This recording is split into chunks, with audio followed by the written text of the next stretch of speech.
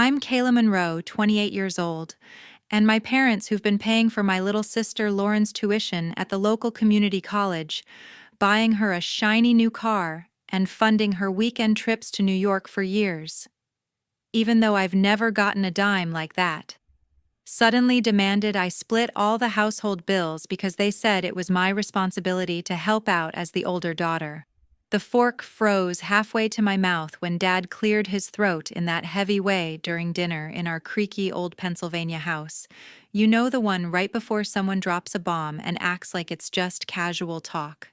Kayla, he said, not even looking up from the roast I'd spent an hour prepping on our ancient stove. Things need to change around here. I've done the math, and it's not fair anymore that we're carrying everything while you just live here. Mom chimed in quick, her voice sharp over the clink of plates. Exactly. Lauren's off building her future, but you're 28. Time to pull your weight. Mortgage repairs for this leaking roof. Our $2,000 heating bills hit $500 a month in winter. Split it 50-50 starting next month. I set my fork down steady, even though my stomach twisted. They'd pushed me to quit my freelance writing gigs years ago to help run the house, and now they stared at me like I was some freeloader sponging off their sacrifice for Lauren's every whim. Okay, I said calmly. Dad blinked, caught off guard. No tears, no begging. You're right, equal shares it is. But inside, something snapped cold and sharp. If they wanted partners, not family, I'd give them exactly that, and they had no clue what they just unleashed. What would you do if your parents favored your sibling like this and hit you with sudden bills? Drop a comment sharing your story. I read them all. The morning after that dinner, I woke up early in my room and got straight to it. No more handling the whole house like before.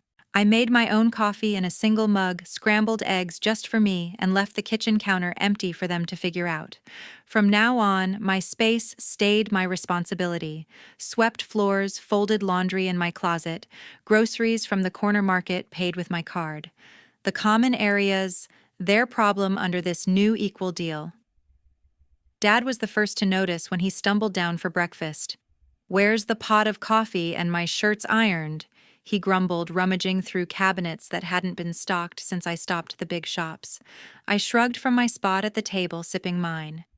"You can brew your own, Dad. We're splitting everything, remember? That includes chores." He stared, mouth half open, then muttered something about me being stubborn and headed to the garage for his tools. The roof had been dripping again, overnight buckets catching water from cracks in the old ceiling, something I'd usually call the repair guy for. Not anymore. By noon, chaos hit full swing. Dad decided to fix the roof himself, hauling a ladder from the shed and climbing up in his work boots. I heard the scrape from inside, then a thud and a yell. Peeking out the window, I saw him on the ground, clutching his wrist ladder tipped over. "Damn it!" he cursed, limping back in with a swollen hand. Turns out it was a mild sprain, but the ER visit cost him a couple $100 out of pocket, no insurance covering DIY mishaps like that. He glared at me while Mom wrapped it in the living room. "You could have helped," he said. "Equal partners handle their half," I replied evenly, pointing to the lease-like agreement I'd jotted down on paper. Roofs shared space now. Mom wasn't faring better in the kitchen. With no one meal prepping, she started relying on those frozen microwave meals from the dollar store boxes piling up on the scarred wooden counters. Grease stains spread dishes stacked in the sink until it overflowed. One evening, she tossed her red gym socks into the communal washer without sorting my white blouse, came out a tragic pink shade, ruined for good. I held it up when she pulled it from the dryer. "This was $60 new," I said, showing the tag on my phone. "Property damage fee, I'll need reimbursement." She rolled her eyes. "It's just a shirt, Kayla. Wash it again." But I pulled out my notebook, labeled it Partnership Ledger, and logged the charge right there, $60 plus 10 for inconvenience. "Business rules," I told her. "You pay your share or we call it even." The arguments escalated over little things. Dad came home late one night, complaining about the heating bill spiking because the furnace vents were clogged with dust no one had cleaned them. The old system rattled like a dying engine, leaving the house chilly despite the thermostat cranked up. "Why's it so cold in here?" he barked, rubbing his hands. "I do my vents," I said from my warm room door cracked. "Yours are on you now, Dad. Equality means no free rides." He slammed a cabinet, but I just added it to the ledger shared utility hike his portion due. I started buying essentials separately to avoid overlap, my shampoo in the bathroom cabinet locked with a cheap hook, my detergent on a high shelf. One morning, Mom banged on my door. "Your stuff's everywhere, share like family." "Partners share costs, not supplies," I shot back. "Buy your own, Mom." She huffed off to the store, grumbling about extra trips. The ledger grew $5 for her using my dish soap, once $12 for forgotten milk she drank half of. Nights got tense with the cold seeping through cracks, blankets piled high. Dad tried bartering. "Just do the laundry like old times and we'll talk bills." I shook my head. Talk ended when you made it 50-50. He stormed to his office laptop, open to spreadsheets he'd mocked up, before ironic now that I had my own tracking everything. Then came the first real red flag. Scrolling my bank app during a quiet afternoon, I spotted odd outflows, transfers I hadn't authorized, memos vague like family assist. My heart picked up. These weren't random. They lined up with dates Mom mentioned Lauren's latest expense. I screenshotted them, quick fingers flying. I snapped the notebook shut, pulse steady but mind racing. Time to dig deeper into those numbers. One evening, as I walked past the living room, I happened to catch voices whispering inside. Dad and Mom sat on the sagging couch, papers spread on the coffee table under the weak lamplight. I froze in the hallway, heart thudding, and pressed close to listen without a sound. "Another transfer to Lauren's account," Dad said, low, tapping his phone screen. "10,000 from the joint savings, the part Kayla built up from those old freelance checks. She won't notice if we frame it as household reserves." Mom hesitated, then nodded. "She needs it more. Her tuition's due and that new car payment hit hard. Plus she's sending chunks to her ex for rent in Philly. He's drowning in debts from those Vegas weekends." I bit my lip to stay silent, fists clenching. Lauren knew about the shared pot. We'd talked savings goals years back when I was grinding writing gigs to contribute. But she'd hidden this dipping in to bankroll her flashy life party nights club tabs masked as emergencies. Dad scrolled further. "Memo it as sis help like last time. Family supports family, right? Kayla's not using it anyway, holed up in her room." Mom sighed but agreed. "Just keep it quiet. If she finds out, it'll blow up, especially after pushing her on bills." The betrayal sank in like ice. They'd raided my portion, funneled straight to Lauren's whims and her deadbeat ex's gambling holes. Vegas trips, rent for a guy she'd dumped months ago, all while painting me as the burden at dinner. My blood boiled, but I slipped away to my room before they spotted me. Hands shaking, I grabbed my phone and logged into the bank app, pulling up statements. There they were, multiple outflows over months, highlighted transfers with those shady notes: family assist, sis tuition boost. Each one traced back to Lauren's card activity. I cross-checked online her social posts bragging about spa days and club outings right after dates. The ex's name popped in a shared lease record. I dug up quick proof she'd wired him thousands for his fresh start post-breakup, all sourced from our pot. I printed the pages at the local library next day, blacking out nothing, highlighting key memos in yellow. Back home, I stuffed them into a locked drawer in the old oak desk key tucked under my mattress. No confronting yet, evidence first. Dad walked in later, oblivious. "Everything okay?" he asked, eyeing my tense face. "Fine, Dad." I forced out, voice even. "Just balancing my side." He shrugged and left, but inside rage built, not wild, but calculated. That night, I dove into research on my laptop dim screen, glowing in the cold house. Pennsylvania law on adult kids' savings in joint family accounts.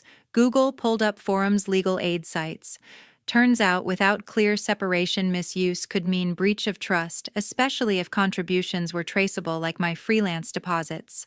Reddit threads from R Legal Advis overflowed with similar stories, parents dipping into kids' funds for favorites leading to small claims fights. One post detailed winning back shares with bank trails and memos as proof. I bookmarked attorneys specializing in family asset disputes, noting free consults in the county. Days blurred as I compiled more, cross-referenced Lauren's Instagram photos of her ex at casinos, tagged trips funded post-transfer. A quick public records search showed his eviction notices tied to missed rents she'd covered. The web tightened, Mom mentioning Lauren's stress over phone calls matched exact dates.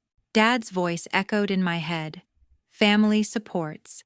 But this wasn't support, it was theft propping her up while starving my future. I cross-checked balances. My original 10,000 had shrunk by half, rerouted without a word. Anger turned to steel resolve. No more blind trust. I emailed a lawyer template query attaching redacted scans for advice. Replies trickled, gather all docs, joint intent matters.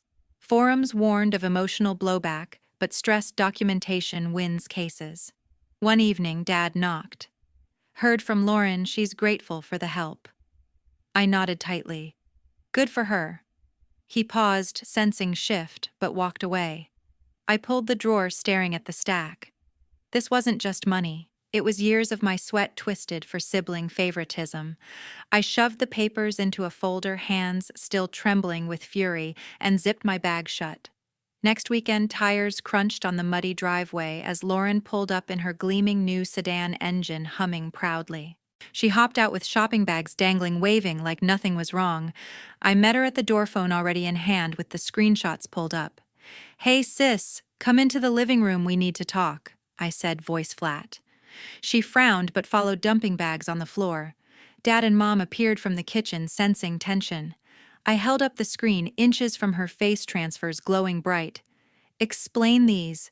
10,000 from my freelance savings funneled to you and half straight to your ex's rent and Vegas tabs." Lauren's eyes widened, then narrowed. "That's Dad's money, not yours. He handles the account." She crossed her arms, glancing at them for backup. Dad shifted uncomfortably. "It's family pooling, Kayla. We help where needed." Mom nodded quick. "Lauren's building her life tuition car. Your ex needed a hand too. Breakups are rough." Lauren jumped in, voice rising. "Yeah, he was struggling after we split. I sent what I could for his place in Philly, rent's killer there. It's not stealing, it's support." I scrolled to the memos. Sis helped tied to her posts of casino nights and club selfies. Support, you knew it was joint from my writing checks. Hid it to cover parties and his gambling debts. She flushed, stammering. "Okay, fine, I forwarded some because he begged, but Dad approved." Dad cleared his throat. "Family helps family, end of story. Drop it." The argument exploded around the scarred dining table chairs, scraping as voices overlapped. Mom slammed a hand down. "You're making this ugly, Kayla. Lauren's younger. She deserves a boost." I pulled out my laptop, fingers flying to open a blank sheet. "Deserves, let's calculate fair then." I typed fast, years of my unpaid hours scrubbing this old house, cooking meals, handling repairs, valued at minimum wage. It tallied thousands. Side by side, Lauren's perks, full tuition, covered car down payment, trip funds. "See, I've contributed silently while you drain the pot for her lifestyle and an ex who isn't even family." Dad leaned over, face reddening. "That's not how it works. Blood comes first." Lauren snatched the laptop edge. "You're jealous I earned that car with side jobs." I yanked it back. "Side jobs funded by my savings.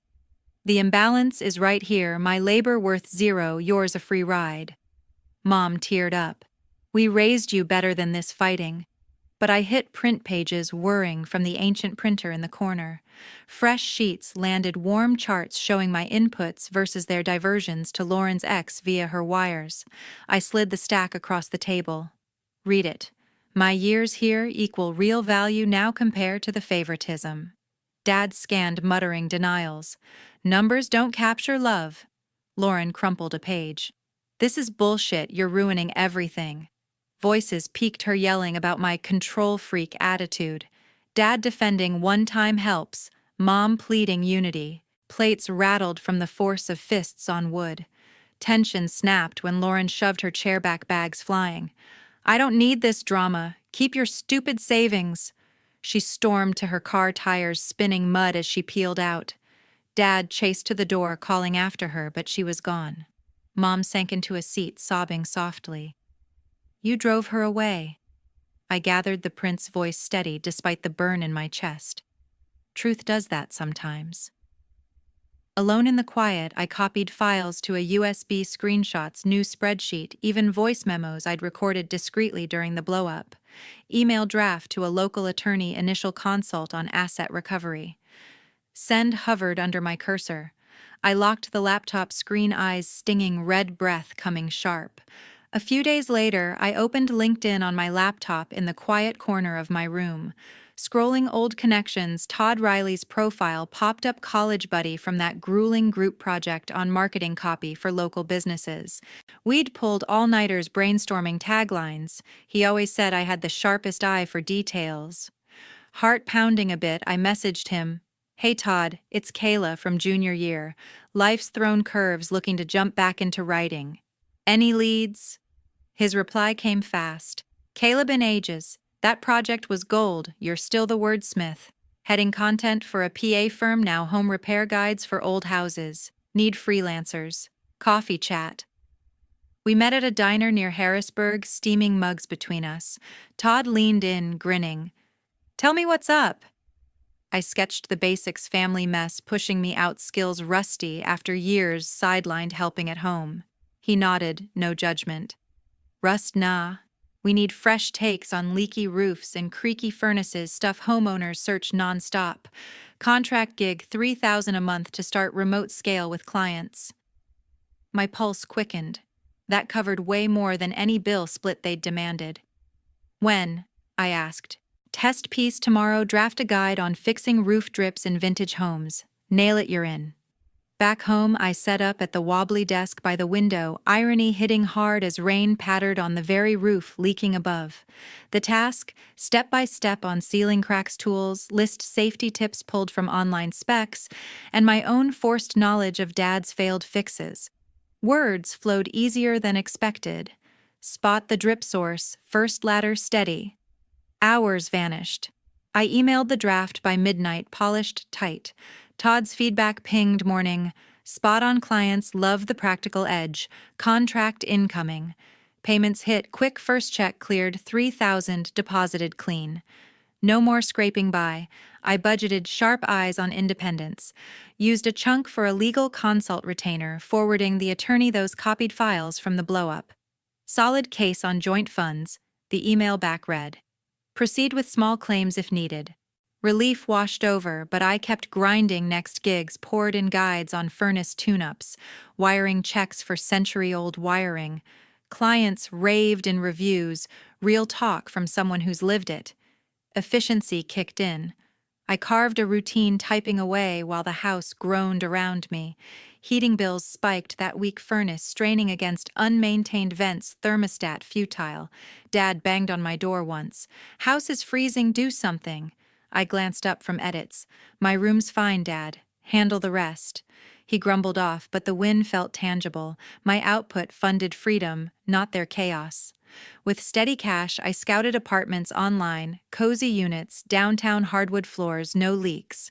Drove to viewings on lunch breaks, picturing keys in hand away from the mud and arguments. One spot stood out, one bedroom near the firm's remote hubs, rent covered easy by gigs. Applications submitted, references from Todd glowing. The sense of control grew. No more ledger fights or hidden dips. My work built a buffer. Todd called midway through a draft. You're killing it, big client wants series on PA winters. Bump to $4,000 next month. I agreed, voice steady. Evenings, I'd walk the neighborhood mapping escape routes, energy light for the first time in years. Freedom tasted sharp amid the house's chill bills mounting elsewhere, but not on me. I signed the updated contract digitally, a real smile breaking through. Not long after the court papers arrived by mail, officially stamped from the county's small claims division.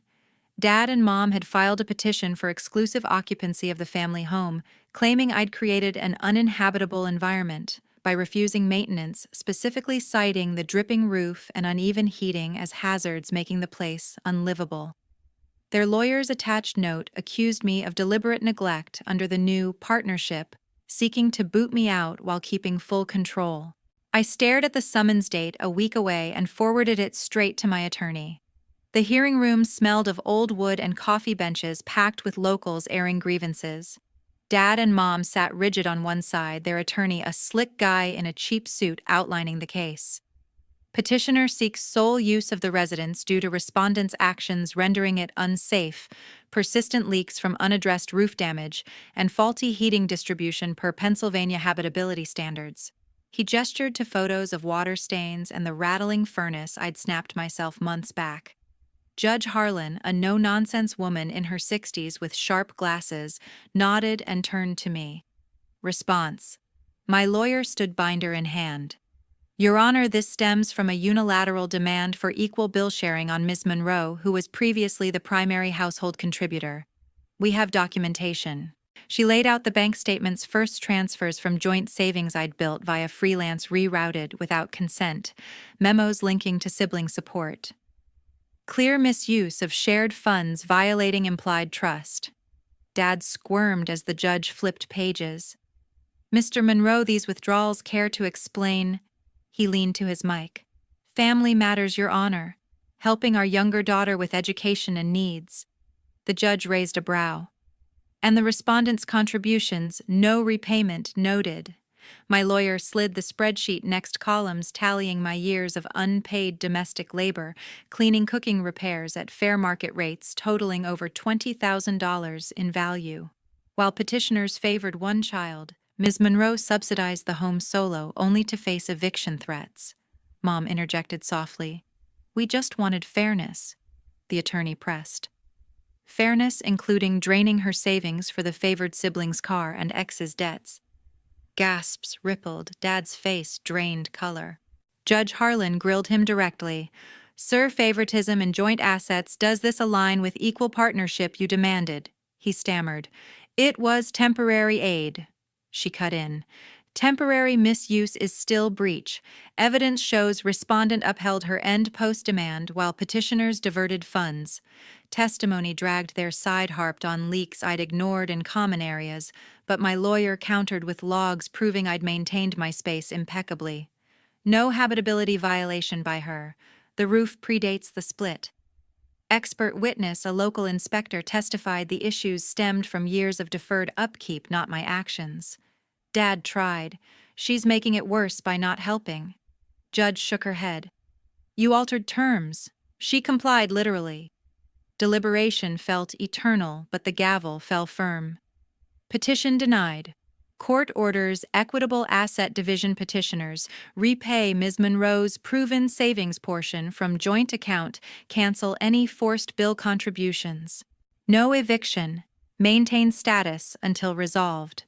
Their attorney sputtered appeals, but Judge Harlan added, favoritism doesn't justify ousting a co-contributor. Case closed. Dad's complexion went ashen, Mom clutching his arm as we filed out. I gripped the ruling copy-tight steps light on the courthouse steps. After the ruling, I locked down every shared financial tie. First move called the bank to freeze family-linked cards I'd contributed to citing the court order on asset separation. No more auto-pays from my accounts for utilities or repairs. Handle your portions, I told Dad over a curt voicemail when he questioned it. The house repairs. Their dime now, no calling plumbers on my tab. Lauren felt the pinch quickest. Her shiny sedan got towed mid-week, bank repossessing it after missed payments snowballed without the covert infusions. She blew up my phone texts, ranting about repo agents at her dorm how she'd lose her job without wheels. This is your fault. Dad cut me off because of you. I let it ring, silent, deleting voicemails mid-sentence. Tuition followed suit. Community college aid froze when family support docs didn't match, forcing her to drop classes. Enrollment emails pinged her inbox, deferral notices, loans denied for incomplete backing. She scrambled side gigs, but the hole gaped wide. Dad and Mom's fallout hit harder utilities stacking like dominoes. Heating oil deliveries halted on unpaid bills, furnace sputtering colder each night. Electric notices threatened shutoff totals climbing past 1,000 from winter surges and deferred fixes. Their credit scores plummeted below 600. Pulled reports showed inquiries spiking from vendors chasing debts. Lenders called non-stop. One evening, I overheard Mom on the landline pleading extensions, voice cracking. Dad's temper flared in shouts about betrayal, but collections agents didn't care about family drama. Stress cracked their marriage open. Whispers turned arguments. Nights of slammed doors, talks of separation floating in tense silences.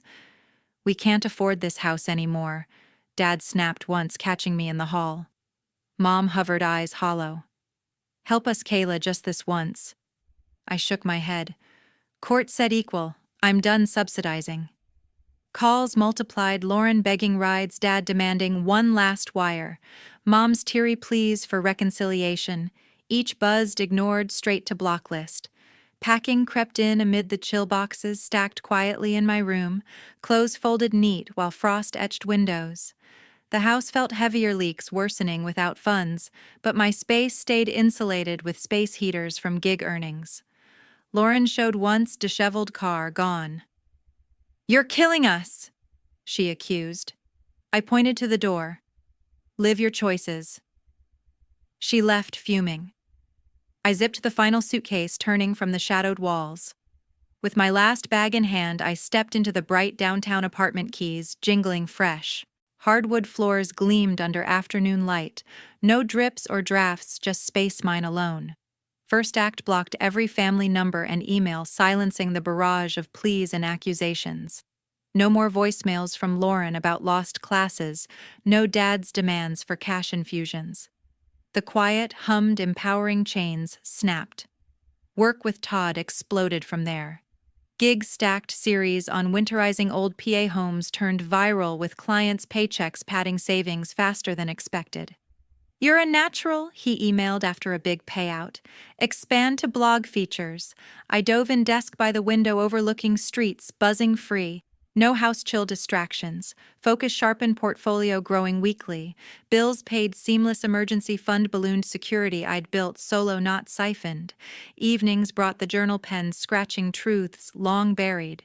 Pages filled with realizations, years propping the house, only to watch favoritism flow to Lauren's whims, her ex's messes.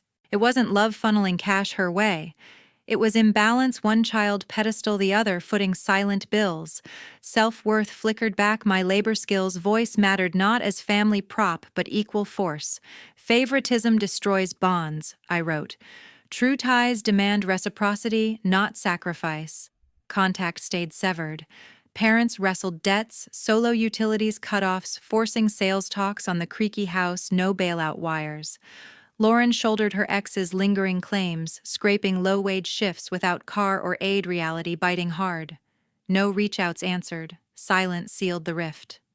Family favoritism isn't love, it's a chain demanding dignity's sacrifice.